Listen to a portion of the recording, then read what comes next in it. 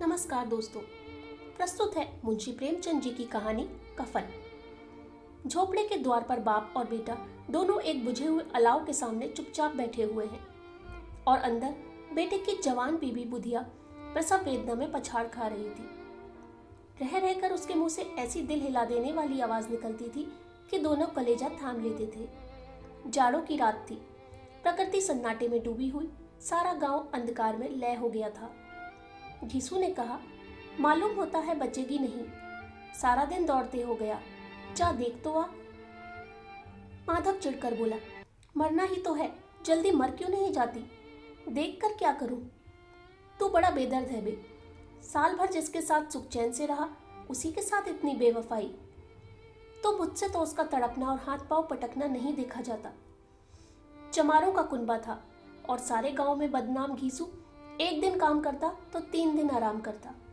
माधव इतना कामचोर था कि आधे घंटे काम करता तो घंटे भर चिलम पीता। इसलिए उन्हें कहीं मजदूरी नहीं मिलती थी। घर में मुट्ठी भर भी अनाज मौजूद हो तो उनके लिए काम करने की कसम थी। जब 2-4 फाके हो जाते तो घीसू पेड़ पर चढ़कर लकड़ियां तोड़ लाता और माधव बाजार से बेच लाता। और जब तक वह पैसे रहते दोनों इधर उधर मारे मारे फिरते। गांव में काम की कमी न थी। किसानों का गांव था। मेहनती आदमी के लिए 50 काम थे, मगर इन दोनों को उसी वक्त बुलाते जब 2 आदमियों से एक का काम पाकर भी संतोष कर लेने के सिवा और कोई चारा ना होता। अगर दोनों साधु होते तो उन्हें संतोष और धैर्य के लिए संयम और नियम की बिल्कुल जरूरत ना होती। यह तो इनकी प्रकृति थी। विचित्र जीवन था इनका। घर में मिट्टी के 2-4 बर्तन के सिवा कोई संपत्ति नहीं। फटे चीथड़ों से अपनी नग्नता को ढके हुए जिए जाते थे। संसार की चिंताओं से मुक्त, कर्ज से लदे हुए, गालियां भी खाते, मार भी खाते, मगर कोई गम नहीं। दीन इतने की वसूली की बिल्कुल आशा ना रहने पर भी लोग इन्हें कुछ ना कुछ कर्ज दे देते थे। मटर आलू की फसल में दूसरों के खेतों से मटर या आलू उखाड़ लाते और भून भान कर खा लेते, या 10-5 ऊख उखाड़ लाते और रात को चूसते। घीसू ने इसी आकाशवृत्ति से 60 साल की उम्र काट दी और माधव भी सपूत बेटे की तरह बाप ही के पद चिन्हों पर चल रहा था, बल्कि उसका नाम और भी उजागर कर रहा था। इस वक्त भी दोनों अलाव के सामने बैठकर आलू भून रहे थे, जो कि किसी खेत से खोद लाए थे। घीसू की स्त्री का तो बहुत दिन हुए देहांत हो गया था। माधव का ब्याह पिछले साल हुआ था। जब से यह औरत आई थी उसने इस खानदान में व्यवस्था की नींव डाली थी और इन दोनों बेगैरतों को दोजक भरती रहती थी। जब से वह आई यह दोनों और भी आराम तलब हो गए थे, बल्कि कुछ अकड़ने भी लगे थे। कोई कार्य करने को बुलाता तो निप्रयास भाव से दुगनी मजदूरी मांगते। वही औरत आज प्रसव वेदना से मर रही थी और यह दोनों इसी इंतजार में थे कि वह मर जाए तो आराम से सोएं। घीसू ने आलू निकालकर छीलते हुए कहा, जाकर देख तो क्या दशा है उसकी। चुड़ैल का फिसाद होगा और क्या। यहाँ तो ओझा भी 1 रुपया मांगता है। माधव को भय था कि कोठरी में गया तो घीसू आलूओं का बड़ा भाग साफ कर देगा। बोला, मुझे वहां जाते डर लगता है। डर किस बात का, मैं तो यहाँ हूं ही। तो तुम ही जाकर देखो ना।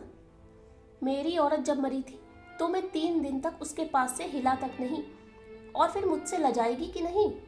जिसका कभी मुंह नहीं देखा आज उसका उघड़ा हुआ बदन देखूं, उसे तन की सुध भी तो न होगी। मुझे देख लेगी तो खुलकर हाथ पांव भी न पटक सकेगी। मैं सोचता हूँ कोई बाल बच्चा हुआ तो क्या होगा। सोंठ गुड़ तेल कुछ भी तो नहीं है घर में। सब कुछ आ जाएगा, भगवान दे तो। जो लोग अभी 1 पैसा नहीं दे रहे हैं वे ही कल बुलाकर रुपए देंगे। मेरे 9 लड़के हुए, घर में कभी कुछ ना था, मगर भगवान ने किसी न किसी तरह बेड़ा पार कर ही दिया। जिस समाज में रात दिन मेहनत करने वालों की हालत उनकी हालत से कुछ बहुत अच्छी ना थी, और किसानों के मुकाबले में वे लोग जो किसान की दुर्बलताओं से लाभ उठाना जानते थे कहीं ज्यादा संपन्न थे। वहां इस तरह की मनोवृत्ति का पैदा हो जाना कोई अचरज की बात ना थी। हम तो कहेंगे घीसू किसानों से कहीं ज्यादा विचारवान था और किसानों के विचार शून्य समूह में शामिल होने के बदले बैठक बाजों की कुत्सित मंडली में जा मिला था। हाँ, उसमें यह शक्ति ना थी कि बैठकबाजों के नियम और नीति का पालन करता। इसलिए जहां उसकी मंडली के और लोग गांव के सरगना और मुखिया बने हुए थे, उस पर सारा गांव उंगली उठाता था।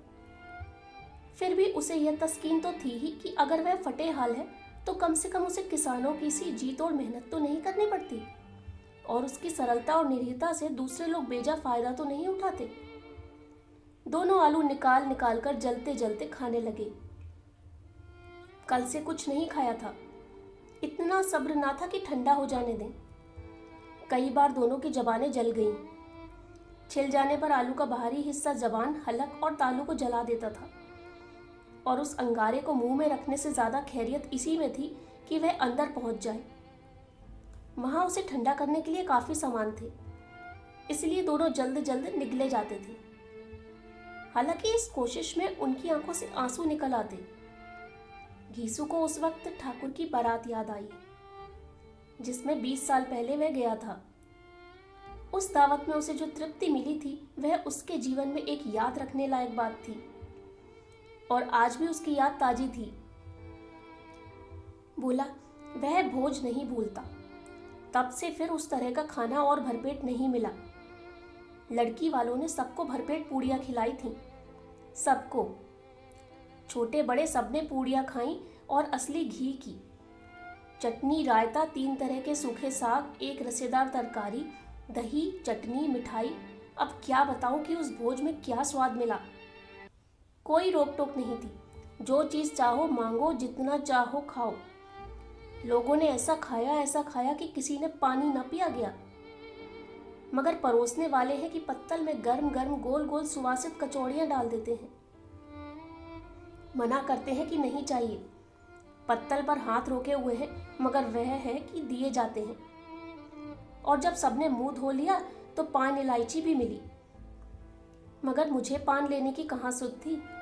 खड़ा हुआ ना जाता था। चटपट जाकर अपने कंबल पर लेट गया। ऐसा दिल दरियाव था वह ठाकुर। माधव ने इन पदार्थों का मनी मन मजा लेते हुए कहा, अब हमें कोई ऐसा भोज नहीं खिलाता। अब कोई क्या खिलाएगा। वह जमाना दूसरा था। अब तो सबको किफायत सूझती है। शादी ब्याह में मत खर्च करो, क्रियाकर्म में मत खर्च करो। पूछो गरीबों का माल बटोर बटोर कर कहाँ रखोगे। बटोरने में तो कमी नहीं है, हाँ खर्च में किफायत सूझती है। तुमने 20 पूड़ियाँ खाई होंगी, 20 से ज्यादा खाई थी।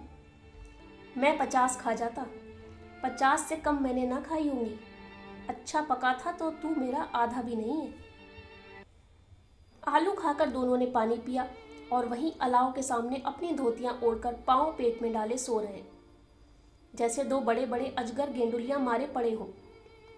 और बुधिया अभी तक करा रही थी। सवेरे माधव ने कोठरी में जाकर देखा तो उसकी स्त्री ठंडी हो गई थी। उसके मुंह पर मक्खियां बिनक रही थी। पथराई हुई आंखें ऊपर टंगी हुई थी। सारी देह धूल से लथपथ हो रही थी। उसके पेट में बच्चा मर गया था। माधव भागा हुआ घीसू के पास आया। फिर दोनों जोर जोर से हाय हाय करने लगे और छाती पीटने लगे। पड़ोस वालों ने यह रोना धोना सुना तो दौड़े हुए आए और पुरानी मर्यादा के अनुसार इन अभागों को समझाने लगे। मगर ज्यादा रोने पीटने का अवसर न था। कफन की और लकड़ी की फिक्र करनी थी। घर में तो पैसा इस तरह गायब था जैसे चील के घोंसले में मांस। बाप बेटे रोते हुए गांव के जमींदार के पास गए। वह इन दोनों की सूरत से नफरत करते थे। कई बार इन्हें अपने हाथों से पीट चुके थे।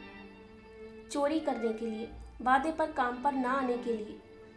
पूछा, क्या है बे घिसुआ, रोता क्यों है? अब तो तू कहीं दिखलाई भी नहीं देता। मालूम होता है इस गांव में रहना नहीं चाहता। घीसू ने जमीन पर सिर रखकर आंखों में आंसू भरे हुए कहा, सरकार, बड़ी विपत्ति में हूं। माधव की घरवाली रात को गुजर गई। रात भर तड़पती रही सरकार। हम दोनों उसके सिरहाने बैठे रहे। दवा दारू जो कुछ हो सका सब कुछ किया, मुदा वह हमें दगा दे गई। अब कोई एक रोटी देने वाला भी ना रहा मालिक। तबाह हो गए, घर उजड़ गया। आपका गुलाम हूं, अब आपके सिवा कौन उसकी मिट्टी पार लगाएगा। हमारे हाथ में तो जो कुछ था वह सब तो दवा दारू में उठ गया। सरकार ही की दया होगी तो उसकी मिट्टी उठेगी। आपके सिवा किसके द्वार पर जाऊं? जमींदार साहब दयालु थे, मगर घीसू पर दया करना काले कंबल पर रंग चढ़ाना था। जी में तो आया कह दे, चल दूर हो यहां से। यो तो बुलाने से भी नहीं आता। आज जब गरज पड़ी तो आकर खुशामद कर रहा है। हरामखोर कहीं का, बदमाश। लेकिन यह क्रोध या दंड देने का अवसर ना था। जी में कुड़ते हुए 2 रुपए निकाल कर फेंक दिए, मगर सांत्वना का एक शब्द भी मुंह से ना निकला। उसकी तरफ ताका तक नहीं, जैसे सिर का बोझ उतारा हो। जब जमींदार साहब ने 2 रुपए दिए तो गांव के बनिए महाजनों को इनकार का साहस कैसे होता। घीसू जमींदार के नाम का ढिंढोरा भी पीटना जानता था। किसी ने 2 आने दिए, किसी ने 4 आने। 1 घंटे में घीसू के पास 5 रुपए की अच्छी रकम जमा हो गई। कहीं से अनाज मिल गया, कहीं से लकड़ी, और दोपहर को घीसू और माधव बाजार से कफन लाने चले। इधर लोग बांस फांस काटने लगे। गांव की नर्म दिल स्त्रियां आ आकर लाश देखती थीं और उसकी बेकसी पर 2 बूंद आंसू गिराकर चली जाती थीं। बाजार में पहुंचकर घीसू बोला, लकड़ी तो उसे जलाने भर को मिल गई है, क्यों माधव? माधव बोला, हाँ लकड़ी तो बहुत है, अब कफन चाहिए। तो चलो कोई हल्का सा कफन ले ले। हाँ और क्या, लाश उठते उठते रात हो जाएगी। रात को कफन कौन देखता है? कैसा बुरा रिवाज है कि जिसे जीते जी तन ढांकने को चीथड़ा भी न मिले, उसे मरने पर नया कफन चाहिए। कफन लाश के साथ जल ही तो जाता है, और क्या रखा रहता है। यही 5 रुपए पहले मिलते तो कुछ दवा दारू कर लेते। दोनों एक दूसरे की मन की बात ताड़ रहे थे। बाजार में इधर उधर घूमते रहे, कभी इस बजाज की दुकान पर गए, कभी उसकी दुकान पर। तरह तरह के कपड़े, रेशमी और सूती देखे, मगर कुछ जचा नहीं। यहां तक कि शाम हो गई। तब दोनों ने न जाने किस देवी प्रेरणा से एक मधुशाला के सामने जा पहुंचे और जैसे किसी पूर्व निश्चित व्यवस्था से अंदर चले गए। वहां जरा देर तक दोनों असमंजस में खड़े रहे। फिर घीसू ने गद्दी के सामने जाकर कहा, साहू जी एक बोतल हमें भी देना। उसके बाद कुछ चिखोना आया, तली हुई मछली आई और दोनों बरामदे में बैठकर शांतिपूर्वक पीने लगे। कई कुज्जियां ताबड़तोड़ पीने के बाद दोनों सरूर में आ गए। घीसू बोला, कफन लगाने से क्या मिलता, आखिर जल ही तो जाता, कुछ बहू के साथ तो न जाता। माधव आसमान की तरफ देखकर बोला, मानो देवताओं को अपनी निष्पापता का साक्षी बना रहा हो। दुनिया का दस्तूर है, नहीं लोग बाभनों को हजारों रुपए क्यों दे देते हैं। कौन देखता है परलोक में मिलता है या नहीं। बड़े आदमियों के पास धन है, फूकें, हमारे पास फूकने को क्या है। लेकिन लोगों को जवाब क्या दोगे? लोग पूछेंगे नहीं कफन कहाँ है। घीसू हंसा, अबे कह देंगे कि रुपए कमर से खिसक गए, बहुत ढूंढा मिले नहीं। लोगों को विश्वास ना आएगा, लेकिन फिर वही रुपए देंगे। माधव भी हंसा इस अनपेक्षित सौभाग्य पर। बोला, बड़ी अच्छी थी बेचारी, मरी तो खूब खिला पिलाकर। आधी बोतल से ज्यादा उड़ गई। घीसू ने 2 सेर पूड़ियां मंगाई, चटनी, अचार, कलेजियां। शराब खाने के सामने ही दुकान थी। माधव लपक कर 2 पत्तलों में सारे सामान ले आया।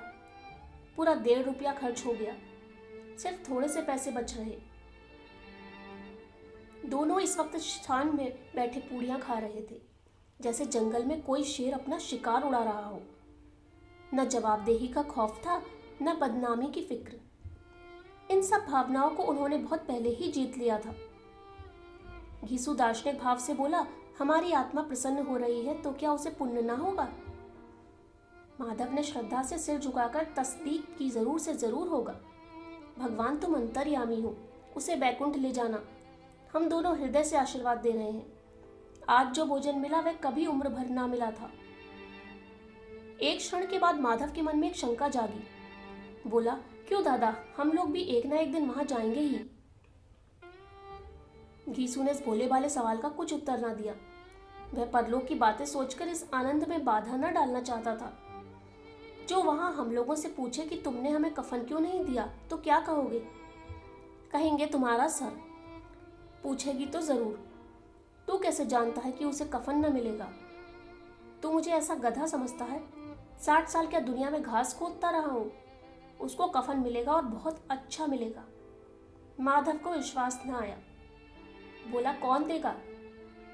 रुपए तो तुमने चट कर दिए। वह तो मुझसे पूछेगी, उसकी मांग में तो सिंदूर मैंने डाला था। कौन देगा बताते क्यों नहीं? वही लोग देंगे जिन्होंने अब की दिया। हाँ, अब की रुपए हमारे हाथ ना आएंगे। ज्यों ज्यों अंधेरा बढ़ता था और सितारों की चमक तेज होती थी, मधुशाला की रौनक भी बढ़ती जाती थी। कोई गाता था, कोई डींग मारता था, कोई अपनी संगी के गले लिपटा जाता था, कोई अपने दोस्त के मुंह में कुल्हड़ लगाए देता था। वहां के वातावरण में सरूर था, हवा में नशा। कितने तो यहाँ आकर एक चुल्लू में मस्त हो जाते थे। शराब से ज्यादा यहाँ की हवा उन पर नशा करती थी। जीवन की बाधाएं यहाँ खींच लाती थी और कुछ देर के लिए यह भूल जाते थे कि वे जीते हैं या मरते हैं, या ना जीते हैं ना मरते हैं। और यह दोनों बाप बेटे अब भी मजे ले लेकर चुस्कियां ले रहे थे। सबकी निगाहें इनकी ओर जमी हुई थी। दोनों कितने भाग्य के बली हैं, पूरी बोतल बीच में है। भरपेट खाकर माधव ने बची हुई पूड़ियों का पत्तल उठाकर एक भिखारी को दे दिया, जो खड़ा इनकी ओर भूखी आंखों से देख रहा था और देने के गौरव, आनंद और उल्लास का अपने जीवन में पहली बार अनुभव किया। कीसू ने कहा, ले जा, खूब खा और आशीर्वाद दे। जिसकी कमाई है वह तो मर गई, मगर तेरा आशीर्वाद उसे जरूर पहुंचेगा। रोए रोए से आशीर्वाद दो, बड़ी गाढ़ी कमाई के पैसे हैं। माधव ने फिर आसमान की तरफ देखकर कहा, वह बैकुंठ में जाएगी दादा, बैकुंठ की रानी बनेगी। घीसू खड़ा हो गया और जैसे उल्लास की लहरों में तैरता हुआ बोला, हाँ बेटा, बैकुंठ में जाएगी। किसी को सताया नहीं, किसी को दबाया नहीं। मरते मरते हमारी जिंदगी की सबसे बड़ी लालसा पूरी कर गई। वह ना बैकुंठ जाएगी तो क्या ये मोटे मोटे लोग जाएंगे जो गरीबों को दोनों हाथों से लूटते हैं और अपने पाप को धोने के लिए गंगा में नहाते हैं और मंदिरों में जल चढ़ाते हैं। श्रद्धालुता का यह रंग तुरंत ही बदल गया। अस्थिरता नशे की खासियत है। दुख और निराशा का दौरा हुआ। माधव बोला, मगर दादा, बेचारी ने जिंदगी में बड़ा दुख भोगा, कितना दुख झेलकर मरी। वह आंखों पर हाथ रखकर रोने लगा, चीखे मार मार कर। घीसू ने समझाया, क्यों रोता है बेटा? खुश हो कि वह माया जाल से मुक्त हो गई, जंजाल से छूट गई। बड़ी भाग्यवान थी जो इतनी जल्दी माया मोह के बंधन तोड़ दिए। और दोनों खड़े होकर गाने लगे, ठगनी क्यों नैना झमकावे ठगनी। पियक्कड़ों की आंखें इनकी ओर लगी हुई थी और यह दोनों अपने दिल में मस्त गाए जाते थे। फिर दोनों नाचने लगे, उछले भी, कूदे भी, गिरे भी, मटके भी, भाव भी बताए, अभिनय भी किए और आखिर नशे में मदमस्त होकर वहीं गिर पड़े।